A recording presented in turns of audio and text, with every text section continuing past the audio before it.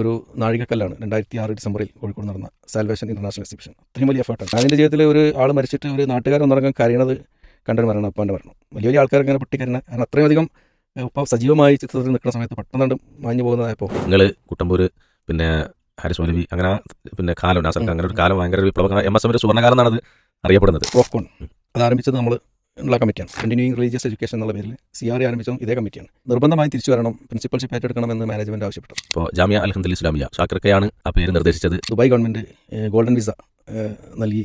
അസ്സലാമു അലൈക്കും വറഹ്മത്തുള്ളാഹി. അൽഹംദുലില്ലാ സ്വലാത്തു വസ്സലാമു അലാ റസൂലില്ലാ. നമ്മുടെ കൂടിക്കാഴ്ചയുടെ 3ാമത്തെ എപ്പിസോഡിലേക്ക് നമ്മൾ പ്രവേശിക്കുകയാണ്.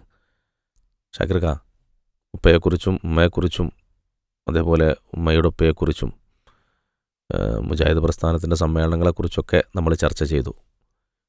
അപ്പോൾ തീർച്ചയായും ചെറുപ്പം മുതൽ തന്നെ MSMുമായും പ്രസ്ഥാനവുമായി ബന്ധപ്പെട്ട് വളർന്ന നിങ്ങൾ MSMന്റെ ഭാരവാഹിത്വത്തിലൂടെ പിന്നീട് വന്നിട്ടുണ്ട്. അതിൻ്റെ ഓർമ്മകൾ ഒന്ന് പറയാൻ പറ്റില്ലേ? ചെറുപ്പം മുതൽ തന്നെ ഈ ഒരു സാഹചര്യത്തിൽ വന്നുകൊണ്ട് നമ്മൾ പ്രാദേശികമായിട്ട് തന്നെ നമ്മുടെ MSMന്റെ ശാഖ തലം മുതൽ ഭാരവാഹിയായിട്ട് പ്രവർത്തിച്ചിട്ടുണ്ട്. സിയാങ്കണ്ടം ശാഖ അന്ന് മുതൽ തന്നെ MSMന്റെ സംസ്ഥാന കമ്മിറ്റിക്ക് തന്നെ അറിയുന്നൊരു നല്ല ശാഖയായിരുന്നു. ഒരുപാട് പ്രവർത്തനങ്ങളൊക്കെ നടത്തിയ. അതിന് പിന്നീട് നമ്മൾ സ്കൂളിലൊക്കെ പഠിക്കുന്ന കാലത്ത്, ഹൈസ്കൂളിലൊക്കെ പഠിക്കുന്ന കാലത്ത് പിന്നെ ബഹുമാന്യനായ കുഞ്ഞു മുഹമ്മദ് മദനി പറപ്പൂർ എൻ്റെ ഗുരുനാഥനായിരുന്നു. കുറച്ച് കാലമാണെങ്കിലും ഒരുപാട് നല്ല ഓർമ്മകളുള്ള ഒരു അധ്യാപനമാണ് അദ്ദേഹത്തിൻ്റെത്. അതൊക്കെ നമുക്കൊരു പ്രചോദനമായിട്ടുണ്ട്. പിന്നീട് ഞാൻ സംഘടനാ രംഗത്ത് മേഖലാതലത്തിലും ജില്ലാതലത്തിലൊക്കെ വന്ന ശേഷം 1993 തുടക്കത്തിലാണ് MSMന്റെ സംസ്ഥാന ജനറൽ സെക്രട്ടറി ആയിട്ട് തിരഞ്ഞെടുക്കപ്പെടുന്നത്. അത് ആ കമ്മിറ്റി, അതിൻ്റെ മുമ്പുള്ള കമ്മിറ്റിയിൽ ഉണ്ടായിരുന്ന ആളുകളിൽ നിന്ന് ഒരാൾ മാത്രം KP സക്കരിയ പ്രസിഡൻ്റായും ഞാൻ ജനറൽ സെക്രട്ടറി ആയിട്ടാണ് വന്നത്. ആ കമ്മിറ്റിയിലാണ് നമ്മളെ ഹാരിസ് ബിൻ സലീം, അതുപോലെ അബ്ദുറഷീദ് കുട്ടമ്പൂർ, ഡോക്ടർ സുൽഫീഖർ അലി, ഇവരൊക്കെ വൈസ് പ്രസിഡൻറ്റുമാരായി വന്നു. അതുപോലെ KC മുഹമ്മദ് നജീബും റിയാസ് അരീക്കോടും സെക്രട്ടറിമാരായിട്ട് വന്നു. BPA ഗഫൂർ ട്രഷററായിട്ടുള്ളൊരു കമ്മിറ്റി ആയിരുന്നു അത്. അതിനുശേഷം അടുത്ത കമ്മിറ്റിയിൽ അബ്ദുറഷീദ് കുട്ടമ്പൂർ പ്രസിഡൻറ്റും ഞാൻ ജനറൽ സെക്രട്ടറി ആയിട്ടുള്ള കമ്മിറ്റിയാണ് പിന്നീട് വന്നത്. 3 വർഷത്തിന് ശേഷം. അന്ന് 2 വർഷമാണ് MSM. 2 വർഷമാണല്ലേ? അതിൽ പിന്നെ അത് 96 വരെ ആ കമ്മിറ്റി ഉണ്ടായിരുന്നു. 96 ഡിസംബറിൽ തൃശ്ശൂർ വെച്ച് നമ്മുടെ സംസ്ഥാന സമ്മേളനം നടന്നല്ലോ, വലിയ സമ്മേളനമായിരുന്നു. ആ സമ്മേളനത്തിൽ വെച്ച് പിന്നീട് വീണ്ടും സംസ്ഥാന പ്രസിഡൻ്റ് എന്നുള്ള ഉത്തരവാദിത്തം ഏൽക്കേണ്ടി വന്നു. അങ്ങനെ 2 വർഷം MSMന്റെ പ്രസിഡൻ്റായിട്ടും അങ്ങനെ പ്രവർത്തിക്കാൻ കഴിഞ്ഞിട്ടുണ്ട്. MSMന്റെ പിന്നെ സംസ്ഥാന പ്രസിഡൻ്റായും സെക്രട്ടറിയായും വർക്ക് ചെയ്തിട്ടുണ്ട്. ആ കാലഘട്ടത്തിൽ നിങ്ങൾക്ക് ഓർക്കാൻ പറ്റിയ ഏറ്റവും നല്ല അനുഭവങ്ങൾ എന്തായിരുന്നു? ആ കാലഘട്ടത്തിൽ നമ്മൾ MSMന്റെ പ്രവർത്തനം ഇങ്ങനെ വളരെ ഊർജിതമായൊരു കാലഘട്ടമാണെന്നാണ് മനസ്സിലാകുന്നത്. മുമ്പും നല്ല പ്രവർത്തനങ്ങളുണ്ടെങ്കിലും അല്ല, നമ്മൾ കേൾക്കാറുണ്ട് നിങ്ങൾ കുട്ടമ്പൂർ പിന്നെ ഹാരിസ് മൗലവി അങ്ങനെ ആ പിന്നെ കാലം നാസർക്ക് അങ്ങനെ ഒരു കാലം ഭയങ്കര ഒരു വിപ്ലവ MSMന്റെ സുവർണ്ണകാലം എന്നാണത് അറിയപ്പെടുന്നത്. അത് നല്ല സജീവമായ പ്രവർത്തനങ്ങളൊരു കാലമായിരുന്നു. പിന്നെ നല്ല ടീം വർക്കായിരുന്നു എന്ന് മാത്രമല്ല, നമുക്കൊരു ഭാരവാഹികൾ തമ്മിലൊക്കെ വലിയൊരു ആത്മബന്ധം ഉണ്ടാവുക. അവർ പിന്നെ കേവലം ഒരു സാങ്കേതികമായ ബന്ധങ്ങൾക്കപ്പുറം ഒരു കുടുംബം പോലുള്ള ഒരു ആത്മബന്ധം. അങ്ങനെ കുടുംബമായി സന്ദർശിക്കുക. പിന്നെ ഇപ്പോഴും എൻ്റെ അമ്മ അടുത്ത കാലം വരെ ഇവരൊക്കെ എല്ലാവരുടെ കാര്യങ്ങളും അന്വേഷിക്കും. കാരണം എല്ലാവരെയും അറിയാം. വീട്ടിൽ വന്നിട്ടൊക്കെ താമസിക്കുക അങ്ങനെയൊക്കെ ഉണ്ടല്ലോ. പലപ്പോഴും മീറ്റിംഗ് കഴിഞ്ഞ് പോകുമ്പോൾ ഒരുപാട് നേരം വൈകുമ്പോൾ പലരും അങ്ങനെയുള്ളൊരു വളരെ വലിയ ഒരു ആത്മബന്ധത്തിൻ്റെയും സൗഹൃദത്തിൻ്റെയും ഒരു കാലഘട്ടമായിരുന്നു. പിന്നെ ശ്രദ്ധേയമായ ഒരുപാട് പ്രവർത്തനങ്ങൾ തുടങ്ങി വെച്ച കമ്മിറ്റിയാണത്. അതിൽ എടുത്തു പറയാനുള്ളതെന്ന് ഇന്നിപ്പം വലിയ രീതിയിൽ നടക്കുന്ന പ്രോഫ്കോൺ അതാരംഭിച്ചത് നമ്മൾ ഉള്ള കമ്മിറ്റിയാണ്. അതിൻ്റെ വിത്ത് ഭാഗ്യവർ. അതിൻ്റെ ആ തുടക്കത്തിൽ അന്നത്തെ ഒരു സാഹചര്യം അനുസരിച്ച് വളരെ നല്ല രീതിയിൽ തന്നെയാണ് നടന്നിട്ടുള്ളത്. അന്നൊരു പ്രത്യേകത ഞാൻ മനസ്സിലാക്കുന്നത്, ഈ പ്രൊഫഷണൽ കോളേജിലെ വിദ്യാർത്ഥികൾ, പ്രത്യേകിച്ചും മെഡിക്കൽ കോളേജ്, എഞ്ചിനീയറിംഗ് കോളേജിലെ വിദ്യാർത്ഥികളൊക്കെ അവരെ കോർഡിനേറ്റ് ചെയ്തുകൊണ്ടുള്ള ഒരുപാട് പരിപാടികൾ നടന്നിരുന്നു.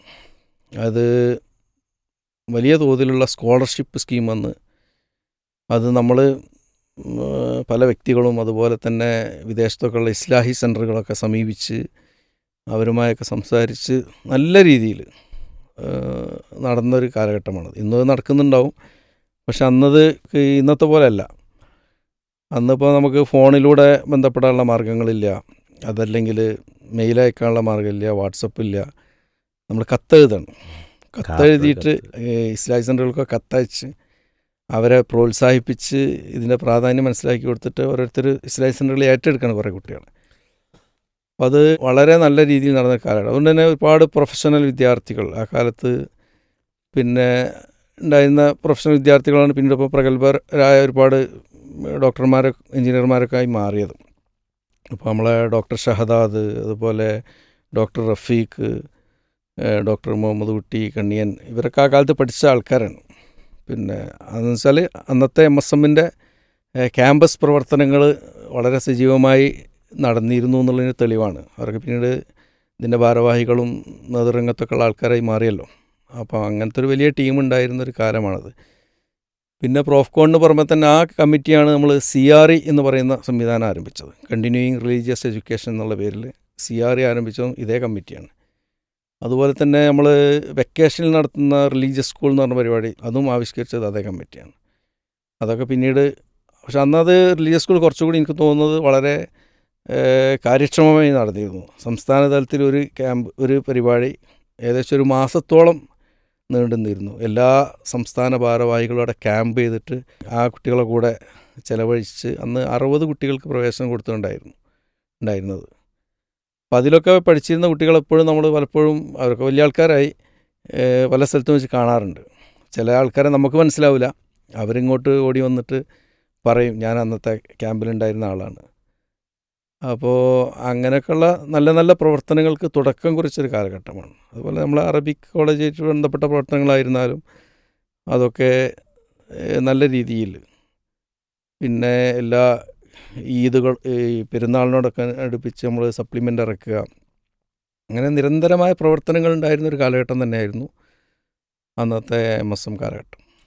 തീർച്ചയായും സൗകര്യങ്ങൾ കുറഞ്ഞ, സംവിധാനങ്ങൾ കുറഞ്ഞ ആ കാലഘട്ടത്തിൽ ഒരു ടീം വർക്കിലൂടെ വിദ്യാർത്ഥി സമൂഹത്തിലേക്ക് വലിയ മാറ്റങ്ങൾ കൊണ്ടുവരാൻ തീർച്ചയായും അന്നത്തെ ആ ഇടപെടൽ സത്യത്തിൽ ഇന്നുള്ള എല്ലാ കാര്യങ്ങളുടെയും ഒരു സ്റ്റാർട്ടിങ്, അതിൻ്റെയൊക്കെ ഒരു വിത്ത് പാകിയ കാലം തന്നെയാണത്. തീർച്ചയായിട്ടും. പ്രത്യേകിച്ച് അതിൽ എടുത്തു പറയേണ്ട ഒരു കാര്യം, 1996 MSMൻ്റെ സംസ്ഥാന സമ്മേളനം നമ്മൾ നിശ്ചയിച്ചത് തൃശ്ശൂരിലാണ്.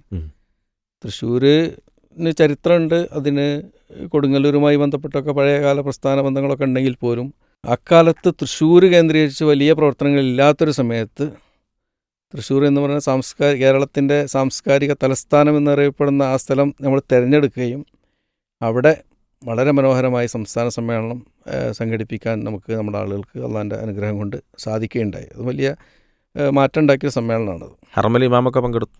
അത് അതിന് മുമ്പാണ്, 1988 കോഴിക്കോട് നടന്ന കോഴിക്കോടാണ്.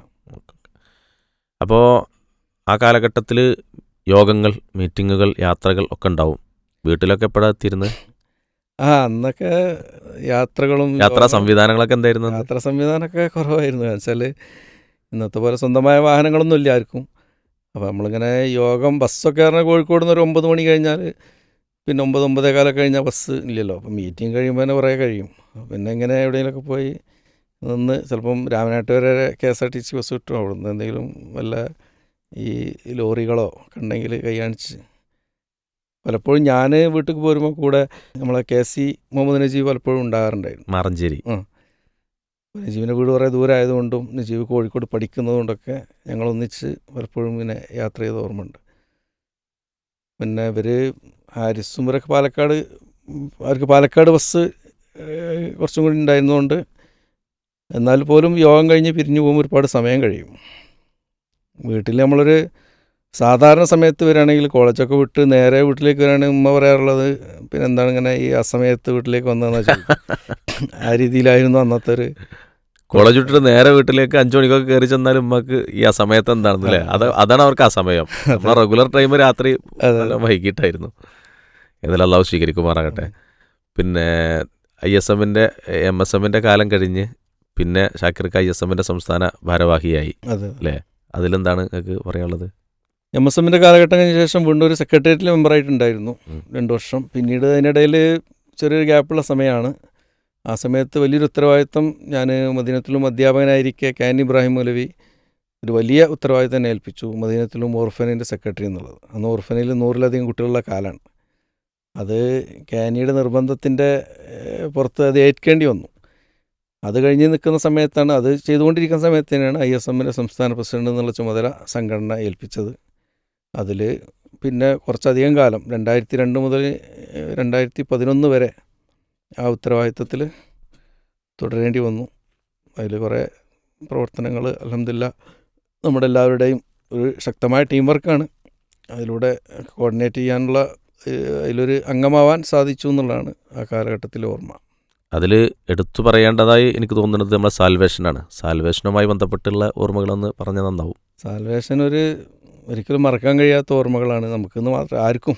അപ്പോൾ അത് നമ്മളെ അതിൻ്റെ സംഘാടകർക്ക് മാത്രമല്ല, അല്ലെങ്കിൽ ഇതിൻ്റെ പ്രവർത്തകർക്ക് മാത്രമല്ല, ഇതിൻ്റെ അനുഭാവികൾക്ക് മാത്രമല്ല, അതിൻ്റെ അകലുള്ള ആളുകൾ പോലും മനസ്സിൽ താലോലിക്കുന്ന ഒരു ഓർമ്മയാണ് സാൽവേഷൻ ഇൻ്റർനാഷണൽ എക്സിബിഷൻ.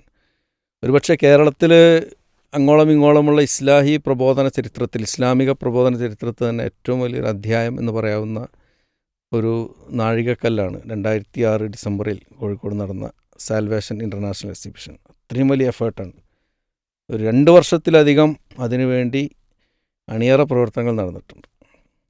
അത് ഇവിടെ പെരിന്തൽമണ്ണ കേന്ദ്രീകരിച്ച് അതിൻ്റെ മാറ്ററുമായി ബന്ധപ്പെട്ടുകൊണ്ട് വലിയ സേവനം ചെയ്ത ഒരാളാണ് ഡോക്ടർ അൻവർ സാഹിബ്. അദ്ദേഹം നമ്മളെ ഹാരിസ് ബിൻ സലീമൊക്കെ നേതൃത്വം നൽകിക്കൊണ്ട് ആ മേഖലയിൽ ഒരുപാട് പ്രവർത്തനങ്ങൾ നടന്നു. അതുപോലെ കേരളത്തിൻ്റെ എല്ലാ ഭാഗത്തും ഇതിനുള്ള ഒരുക്കങ്ങൾ നടന്നു. 2006 ഡിസംബറിൽ കോഴിക്കോട് 10 ദിവസം നീണ്ടുവന്ന ആ എക്സിബിഷൻ, അതിന് അനുയോജ്യമായ സ്ഥലം കിട്ടാൻ തന്നെ നമ്മൾ വളരെയധികം പ്രയാസപ്പെട്ടു. അവസാനം അത് ഗവൺമെൻറ്റിൽ നിന്നൊക്കെ അനുമതി കിട്ടി, അവിടെ അത് നടന്നു.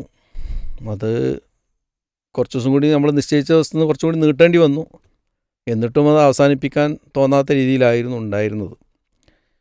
അതിൽ ആയിരക്കണക്കിന് ആളുകൾ പല ഭാഗത്തുനിന്നും വന്ന് ഇസ്ലാമിൻ്റെ സന്ദേശം മനസ്സിലാക്കാൻ വേണ്ടിയിട്ട് വരികയും, അതിൽ ജാതി മതഭേദമൊന്നുമില്ല, എല്ലാ വിഭാഗം ആൾക്കാരും സംഘടനാ കക്ഷികൾക്ക് അതീതമായിട്ട് അവിടെ വന്ന് അത് കണ്ടിരുന്നു എന്നുള്ളതാണ്.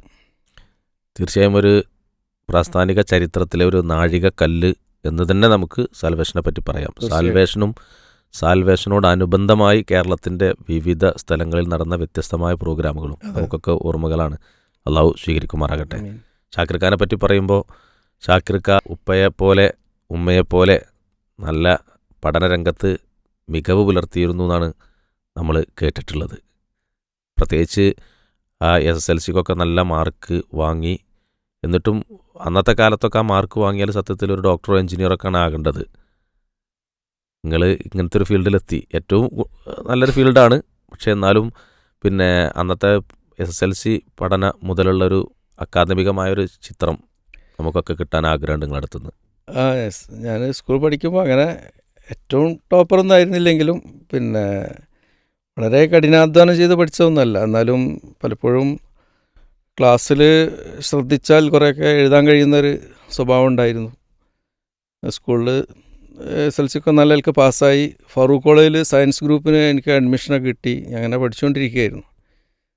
ആ സമയത്താണ് ഉപ്പാൻ്റെ മരണം പെട്ടെന്ന് എന്ന് പറയാവുന്ന രീതിയിൽ. കാരണം മരണം ഒരു സുനിശ്ചിതമായ സംഗതിയാണെങ്കിലും എനിക്ക് 16 വയസ്സുള്ളപ്പോഴാണ്, ഉപ്പക്ക് 50 വയസ്സ് തികയുന്ന ദിവസമാണ് ഉപ്പാൻ്റെ മരണം. അപ്പോൾ അതൊരു വലിയ ഒരു 16 വയസ്സുള്ള ഒരു കുട്ടിയുടെ മനസ്സിൽ വലിയൊരു ആഘാതം ഉണ്ടാക്കിയ മരണമായിരുന്നു. ഞങ്ങളെല്ലാവർക്കും, മക്കൾക്കും വീട്ടിലൊക്കെ എല്ലാവർക്കും, വീട്ടിൽ മാത്രമല്ല നാട്ടുകാർക്കും. ഞാൻ എൻ്റെ ജീവിതത്തിൽ ഒരു ആൾ മരിച്ചിട്ട് ഒരു നാട്ടുകാരൊന്നടങ്കം കരയണത് കണ്ടൊരു മരണമാണ് ഉപ്പാൻ്റെ മരണം.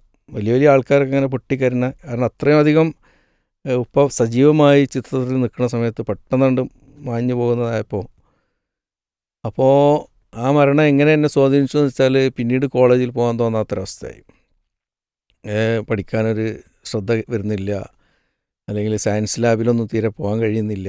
അങ്ങനെയാണ് പഠനം ഏതാണ്ട് നിന്നുപോയ ഒരവസരത്തിലാണ് എൻ്റെ ഏറ്റവും പ്രിയപ്പെട്ടൊരു അമ്മാവൻ, സൗദി അറേബ്യയിലെ അറബ് ന്യൂസ് പത്രത്തിൻ്റെ എഡിറ്ററായിരുന്നു അദ്ദേഹം. 10 വർഷം മരണപ്പെട്ടു. അള്ളാഹു മഗ്ഫിറത്തും റഹ്മത്തും നൽകുമാറാകട്ടെ. അദ്ദേഹം ജിദ്ദയിൽ നിന്ന് വന്നു. എന്നോട് കുറേ സംസാരിച്ചു. ഞാൻ പറഞ്ഞു എനിക്ക് ഏതായാലും എനിക്ക് ഒരു അറബിക് കോളേജിൽ പഠിക്കാനാണ് ആഗ്രഹം എന്ന് പറയുകയും റൗദത്തുൽ ഉലൂമിൽ പോയി ചേരുകയാണ് ചെയ്തത്. അന്ന് ബഹുമാന്യനായ പ്രിൻസിപ്പൽ കുട്ടശ്ശേരി മൗലവി അദ്ദേഹം എനിക്കൊരു ടെസ്റ്റൊക്കെ നടത്തി.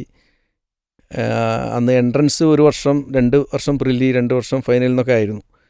എന്നെ നേരിട്ട് എൻട്രൻസ് 1 വർഷം നീ എഴുതണ്ട, നിനക്ക് നേരെ പ്രിലിമിനറിയിൽ തന്നെ അഡ്മിഷൻ നൽകാം എന്ന് പറഞ്ഞ് അവിടെ അഡ്മിഷൻ തന്നു.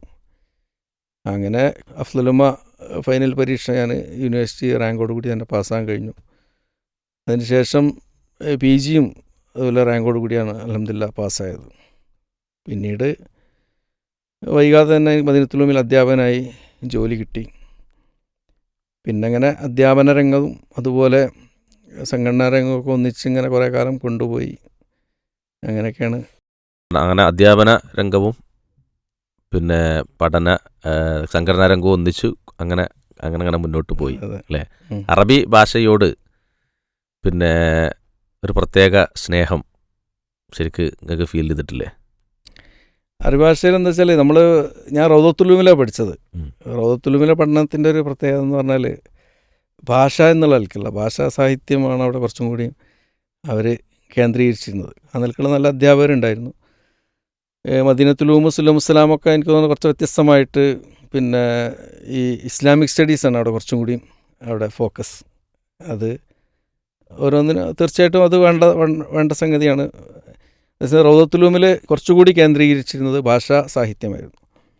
അപ്പോൾ ആ നിലക്കുള്ള ഒരു പഠനത്തിൽ ബഹുമാന്യനായ കുട്ടശ്ശേരി മൗലവി ആയിരുന്നാലും അതുപോലെ മറ്റധ്യാപകന്മാർ, പ്രത്യേകിച്ചും ജമാലുദ്ദീൻ ഫാറൂഖിയുടെ ക്ലാസ്സുകളൊക്കെ നമുക്ക് വളരെ പ്രയോജനകരമായിരുന്നു. അപ്പോൾ പിന്നെ ആ നിലക്ക് നമ്മൾ അധ്യാപന രംഗത്തും കുറച്ച് അങ്ങനത്തെ കാര്യങ്ങൾ ശ്രദ്ധിച്ചു. പിന്നീട് സംഘടനാ പ്രവർത്തനത്തിൻ്റെ ഒരു തിരക്ക് കാരണം പലപ്പോഴും നമുക്ക് അത്ര ഉണ്ട് ആ രംഗത്ത് ശ്രദ്ധിക്കാൻ കഴിഞ്ഞിട്ടില്ല. ഞാൻ PhDക്കൊക്കെ 1-2 പ്രാവശ്യം രജിസ്റ്റർ ചെയ്ത് എനിക്ക് ക്യാൻസൽ ചെയ്യേണ്ടി വന്നു. കാരണം അങ്ങനത്തെ ഒരു ചിന്തിക്കാൻ കഴിയാത്തൊരു സമയമായിരുന്നു. വൈകിയാണെങ്കിലും PhD ലാസ്റ്റ് അതെ PhD കിട്ടി. PhD അൽഹംദുലില്ലാഹ് നല്ല രീതിയിൽ തന്നെ കിട്ടിയെന്ന് മാത്രമല്ല, ഞാനതിൽ അതൊരു നല്ല പൂർണ്ണതയിൽ തന്നെ ആവണം എന്ന് ആഗ്രഹിച്ചു. അപ്പം പല രീതിയിലും PhD കിട്ടും. അതെ. പക്ഷെ എനിക്ക് പറയാനുള്ളത്, പുതിയ തലമുറയോടും പറയാനുള്ളതാണ്. കാരണം നമ്മൾ ഏത് സംഗതിയാണെങ്കിലും അതിനൊരു പെർഫെക്ഷന് വേണ്ടി നമ്മൾ ശ്രമിക്കണം. ആ നിലക്ക് അത് പരമാവധി പിന്നെ നന്നാകാൻ വേണ്ടി ശ്രദ്ധിച്ചിട്ടുണ്ട് എന്ന് മാത്രമല്ല, നമ്മളിപ്പോൾ എന്ത് രചന നിർവഹിച്ചാലും തിസീസ് എഴുതിയാലൊക്കെ അതിലൊക്കെ ഒരുപാട് പോരായ്മകളുണ്ടാവും. അപ്പോൾ ഞാൻ എഴുതിയതിലുള്ള പോരായ്മ ഒരു പക്ഷേ എനിക്ക് കാണാൻ കഴിയില്ല. അത് നമ്മൾ മറ്റുള്ള ആളുകളെ കൊണ്ട് വായിപ്പിച്ചിട്ടും അവരുടെ അഭിപ്രായം തേടിയിട്ടൊക്കെ അങ്ങനെ പെർഫെക്റ്റാക്കാൻ നോക്കിയിട്ടുണ്ട്. അതുകൊണ്ടായിരിക്കണം അത് പിന്നെ ആ നിലക്ക് പ്രസിദ്ധീകരിക്കപ്പെട്ടത്. ഷാർജ ഗവൺമെൻറ്റിൻ്റെ സാംസ്കാരിക വകുപ്പാണ് പിന്നെ എൻ്റെ തിസീസ് ഒരു പുസ്തക രൂപത്തിലാക്കിയത്. തിസീസിൻ്റെ അതേ രൂപത്തിലല്ല, അതൊരു പുസ്തകമാക്കുമ്പോഴുള്ള മാറ്റങ്ങളൊക്കെ വരുത്തിക്കൊണ്ട് അവർ പ്രസിദ്ധീകരിച്ചു. അത് ഈ പറഞ്ഞ മേഖലയിൽ വലിയ നാഴികക്കല്ലായിരുന്നു. കാരണം അതിൻ്റെ അടിസ്ഥാനത്തിലാണ് പിന്നീട് വേറെയും ചില ഇൻ്റർനാഷണൽ കോൺഫറൻസുകൾക്കൊക്കെ ക്ഷണം കിട്ടി. അതിനൊക്കെ പേപ്പർ പ്രസൻറ്റ് ചെയ്യാൻ കഴിഞ്ഞു. അതും പ്രസിദ്ധീകരിക്കപ്പെട്ടു. അതെല്ലാം കൂടി പരിഗണിച്ചുകൊണ്ടാണ് UAE government, Dubai government golden visa നൽകി എനിക്ക് അങ്ങനൊരു അവസരം കൂടി ഉണ്ടായത്. ജീവിതത്തിൽ കുറഞ്ഞ കാലം കൊണ്ട് പ്രാസ്ഥാനിക രംഗത്തും അക്കാദമിക രംഗത്തും ഒക്കെയായി മുന്നോട്ട് പോയിട്ടുണ്ട്. പ്രിൻസിപ്പളായും ജോലി നിർവഹിച്ചിട്ടുണ്ട്. വിദേശയാത്രകൾ നടത്തിയിട്ടുണ്ട്. വിദേശയാത്രകളുമായി ബന്ധപ്പെട്ട് എന്തെങ്കിലും അനുഭവങ്ങൾ ഷെയർ ചെയ്യാനുണ്ടോ? വിദേശയാത്ര പറയുന്നതിന് മുമ്പ് പ്രിൻസിപ്പളായ കാര്യം അതൊന്ന് പറയാമെന്ന് വിചാരിച്ചു. കാരണം പ്രിൻസിപ്പളായതെന്ന് പറഞ്ഞാൽ, ഞാൻ സത്യത്തിൽ വിദേശയാത്ര പറഞ്ഞാൽ എനിക്ക് വിദേശത്ത് ജോലി ചെയ്യാൻ എനിക്കിഷ്ടമായിരുന്നു. ജോലി ചെയ്യാൻ ഇഷ്ടം എന്ന് പറഞ്ഞാൽ ഞാനതോട് ഒരു സാമ്പത്തിക വരുമാനം പ്രതീക്ഷിച്ചുകൊണ്ടല്ല ഞാൻ പറയുന്നത് കേട്ടോ. വിദേശത്ത് ജോലി എന്ന് പറഞ്ഞാൽ ഈ പറയുന്ന ഭാഷ എന്നുള്ള നിലക്ക് ട്രാൻസ്ലേഷന് അല്ലെങ്കിൽ പത്രങ്ങളൊക്കെ ആയിട്ട് ബന്ധപ്പെട്ട പ്രവർത്തനങ്ങൾ, ജേർണലിസം ചെറുപ്പം മുതലേ നിങ്ങൾക്ക് ഒരു ആഗ്രഹമുള്ള ഒരു ഏരിയ ആയിരുന്നു. അങ്ങനൊരു ശ്രദ്ധിച്ചൊരു മേഖലയായിരുന്നു. ഇന്നത്തെ ജേർണലിസം കണ്ടാൽ നമുക്ക് താല്പര്യം തോന്നില്ല. ഇന്നിപ്പോൾ നമ്മളെ ദൃശ്യ മാധ്യമങ്ങളിലെ ജേർണലിസം കണ്ടാൽ ഇറങ്ങി ഓടാൻ തോന്നും. പക്ഷേ അതിനപ്പുറമുള്ള നമ്മളൊരു മാധ്യമങ്ങളുമായി ബന്ധപ്പെട്ട പ്രവർത്തനങ്ങളോട് താല്പര്യം തോന്നിയിരുന്നു. അപ്പോൾ അതിനുള്ള ചില അവസരങ്ങളൊക്കെ വന്നിരുന്നു. പക്ഷെ അതൊന്നും അങ്ങനെ ഏറ്റെടുക്കാൻ കഴിയാത്ത അത്രയധികം വലിയ പിന്നെ ഉത്തരവാദിത്തങ്ങൾ നാട്ടിലുണ്ടായിരുന്നതുകൊണ്ട് ഏറ്റെടുക്കാൻ പറ്റിയിട്ടില്ല. എന്നാലും ഞാൻ ഒരു ചെറിയ ഇടവേളയിൽ ഒന്ന് വിദേശത്ത് പോയി, സൗദിയിൽ പോയി കുറച്ച് കാലം അങ്ങനെ ഒരു പരിപാടിക്കൊക്കെ വേണ്ടി ഒരുങ്ങിയ സമയത്താണ് നിർബന്ധമായും തിരിച്ചു വരണം, പ്രിൻസിപ്പൽഷിപ്പ് ഏറ്റെടുക്കണമെന്ന് മാനേജ്മെൻറ്റ് ആവശ്യപ്പെട്ടത്. അവസാനം അവരുടെ ആവശ്യത്തിന് വഴങ്ങി തിരിച്ചു പോന്ന് 2008 ഡിസംബർ 1 പുളിക്കൽ മദീനത്തുൽ ഉലൂമിൻ്റെ പ്രിൻസിപ്പൽ ഉത്തരവാദിത്തം ഏറ്റെടുത്തു. നീണ്ട 15 വർഷത്തിലധികം ആ ജോലി ചെയ്തു. പുളിക്കൽ പ്രിൻസിപ്പളാവുക എന്ന് പറഞ്ഞാൽ വെറും അക്കാഡമിക് കാര്യങ്ങളുടെ നേതൃത്വം മാത്രമല്ല, അവിടെ നമ്മൾ ആ കോളേജ് മൊത്തം നടത്തണം, അവിടുത്തെ ചിലവുകൾ കണ്ടെത്തണം, ഹോസ്റ്റൽ അതിൻ്റെ കാര്യങ്ങൾ ചെയ്യണം. എന്തെങ്കിലും കോളേജിലുള്ള അറ്റകുറ്റപ്പണികളും നിർമ്മാണ പ്രവർത്തനങ്ങളൊക്കെ പ്രിൻസിപ്പളുടെ ചുമതലയിൽപ്പെട്ടതാണ്. ആ നിലക്ക് നല്ല രീതിയിൽ തന്നെ കുറച്ചൊക്കെ ബുദ്ധിമുട്ടിയിട്ടാണെങ്കിലും ചെയ്യാൻ പറ്റി. അവസാനം ഇറങ്ങുന്നതിന് മുമ്പ് കോളേജിലുള്ള ഏറ്റവും വലിയ മാറ്റങ്ങൾ ഉണ്ടാക്കാൻ ശ്രമിച്ചു. അതിൽ കേന്ദ്ര ഗവൺമെൻറ്റിൻ്റെ നാക് അക്രഡിറ്റേഷൻ A+ കൂടി നേടിയെടുക്കാൻ സാധിച്ചു. ക്യാമ്പസ് മൊത്തം നവീകരിക്കുന്ന ഒരുപാട് കാര്യങ്ങൾ അൽഹംദുലില്ലാഹ് ചെയ്യാൻ സാധിച്ചു. അങ്ങനെയാണ് റിട്ടയർമെൻറ്റ് ഏജ് ആകുന്നതിന് മുമ്പ് തന്നെ ഏകദേശം ഒരു 2-2.5 വർഷം മുമ്പ് കോളേജിൽ നിന്ന് VRS എടുത്ത് ഇറങ്ങിയത്. അതിനൊരു കാരണം ആ സമയത്താണ്, ഏകദേശം ആ സമയത്ത് എനിക്ക് UAE government, Dubai government golden visa award ചെയ്തു. അപ്പോൾ അങ്ങനെ തോന്നി, ഒന്ന് നേരത്തെ ആഗ്രഹിച്ചിരുന്ന വിദേശ രാജ്യത്തെ പ്രവർത്തനങ്ങൾ എന്നുള്ള നിലക്ക് ഒന്ന് UAE മാറിയിട്ടുണ്ട്. ഷാക്കിർ, മദീനത്തുൽ ഉലൂം അറബിക് കോളേജുമായി ബന്ധപ്പെട്ട് പറഞ്ഞതുപോലെ ഇപ്പോൾ ജാമിയ അൽ ഹിന്ദ് ഇസ്ലാമിയ നമ്മുടെ കോളേജാണ്. ഞാൻ കേട്ടിട്ടുള്ളത് അതിൻ്റെ പേര് പോലും ഷാക്കിർക്കയാണ് പിന്നെ അത് ആ പേര് നിർദ്ദേശിച്ചത്. അതാണ് ജാമിയ അൽ ഹിന്ദ് ഇസ്ലാമിയ എന്നുള്ള പേരിലാണ് ഇപ്പോൾ നമ്മുടെ സ്ഥാപനം അറിയപ്പെടുന്നത്. അതുമായുള്ള ബന്ധങ്ങളും അവിടുത്തെ ഇടപെടലുകളൊക്കെ ഒന്ന് പരാമർശിച്ചൂടെ? ജാമിയ അൽ ഹിന്ദ് ഇസ്ലാമിയ അതിൻ്റെ പ്രവർത്തനങ്ങളിൽ സഹകരിക്കാൻ വേണ്ടി ശ്രമിക്കാറുണ്ട്. പ്രത്യേകിച്ചും ഞാൻ കോളേജിലായിരുന്ന കാലത്ത് എനിക്ക് നല്ല ജോലി തിരക്കായിരുന്നു. എന്നാലും സാധ്യമാകുന്ന രൂപത്തിൽ അതിൻ്റെ ട്രസ്റ്റ് മെമ്പർ എന്നുള്ള നിലയിൽ ഞാൻ നിലവിലുണ്ട്. എന്തെങ്കിലുമൊക്കെ സാധിക്കുന്ന കാര്യങ്ങൾ അതുമായി ബന്ധപ്പെട്ട് ചെയ്യാറുണ്ട്. അതുപോലെ നമ്മുടെ green Valley Mukkam Nellikkaparamba green Valley സ്ഥാപനത്തിൻ്റെ ട്രസ്റ്റിലും അംഗമായി പ്രവർത്തിക്കുന്നുണ്ട്. മാഷാ അല്ലാഹ്. നമുക്ക് ഇൻഷാ അല്ലാഹ് ഇനിയും ഇതിൻ്റെ അടുത്ത ഭാഗങ്ങൾ നമുക്ക് ആവശ്യമുണ്ട് ഇൻഷാ അല്ലാഹ്. തീർച്ചയായും പിന്നെ ചെറുപ്പം മുതൽ പ്രാസ്ഥാനിക രംഗത്തും അക്കാദമിക രംഗത്തും അധ്യാപന രംഗത്തും എല്ലാ നിലക്കും വലിയ ഇടപെടലുകൾ നടത്താൻ അല്ലാഹുവിൻ്റെ തൗഫീഖ് കൊണ്ട് പ്രിയപ്പെട്ട സയ്യിദ് മുഹമ്മദ് ഷാക്കിർ നിങ്ങൾക്ക് സാധിച്ചിട്ടുണ്ട്.